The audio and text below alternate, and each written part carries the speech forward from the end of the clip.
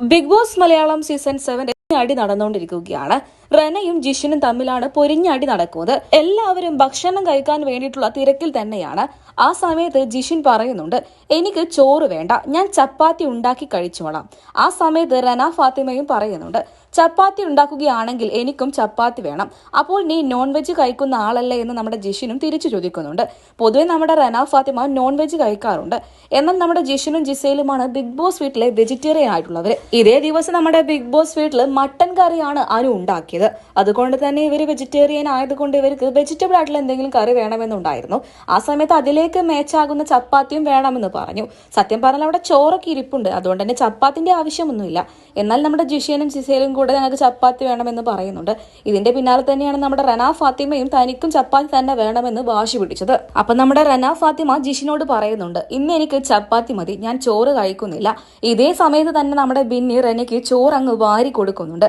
അത് കണ്ട് നമ്മുടെ ജിഷിൻ ചോദിക്കുന്നുണ്ട്, എന്നാ പിന്നെ നിനക്ക് ഇതങ്ങൾ കഴിച്ചാൽ പോരെ എന്ന്. അതൊന്നും പറ്റില്ല, എനിക്ക് ചപ്പാത്തി തന്നെ വേണം, ഇത് എന്റെ പങ്കല്ല, അത് ബിന്നിയുടേതാണ്, ബിന്നി എനിക്ക് വാരി തന്നതാണ്, എന്തായാലും എനിക്ക് ചപ്പാത്തി മതി എന്ന് റെന വീണ്ടും പറഞ്ഞു. അങ്ങനെ അവർ രണ്ടുപേരും കൂടെ അങ്ങനെ ഫൈറ്റ് ചെയ്യുന്ന സമയത്ത് നമ്മുടെ ജിഷിൻ ഒറ്റയടിക്ക് പറയുന്നുണ്ട്, റെന നിനക്ക് ചപ്പാത്തി ഉണ്ടാക്കാൻ എന്നെ കൊണ്ട് പറ്റില്ല, നിനക്ക് വേണമെങ്കിൽ നീ ഉണ്ടാക്കിക്കോ എന്ന് പറയുന്നുണ്ട്.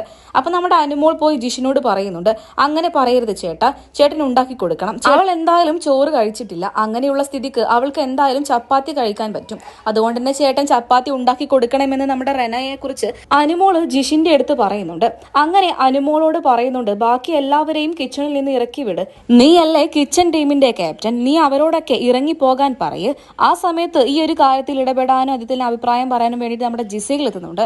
ജിസയിൽ പറയുന്നുണ്ട്, ജിഷിൻ ചോറ് കഴിക്കുന്നില്ല, അവൻ ചപ്പാത്തി ഉണ്ടാക്കി കഴിച്ചോട്ടെ എന്ന്. തൊട്ടു പിന്നാലെ നമ്മുടെ റെന ജിസൈലിന്റെ അടുത്തും പറയുന്നുണ്ട്, അങ്ങനെ ഒരാൾക്ക് മാത്രം പറ്റില്ല, എനിക്കും ചപ്പാത്തി തന്നെ വേണം, അങ്ങനെ ഒരാൾക്ക് മാത്രമായിട്ട് ഇവിടെ പ്രത്യേകതകളൊന്നുമില്ല എന്ന്. അപ്പൊ നമ്മുടെ ജിസൈൽ തിരിച്ചും പറയുന്നുണ്ട്, അവൻ ക്യാപ്റ്റനാണ്, അവൻ എന്ത് വേണമെങ്കിലും ചെയ്യാനുള്ള അധികാരമുണ്ട്. അപ്പൊ റെന പറയുന്നുണ്ട്, അങ്ങനെ ഞാൻ സമ്മതിക്കില്ല, എനിക്കും ചപ്പാത്തി തന്നെ വേണമെന്ന്. ഈ ഒരു പ്രശ്നം ഇവിടെ തീരാതെ നിന്നപ്പോൾ നമ്മുടെ അനുമോള് എല്ലാവരെയും പിടിച്ച് പുറത്താക്കുന്നുണ്ട്, കിച്ചണിൽ നിന്നും ഇറങ്ങി പോകാനായിട്ട് പറയുന്നുണ്ട്. എന്തായാലും അത് നന്നായി.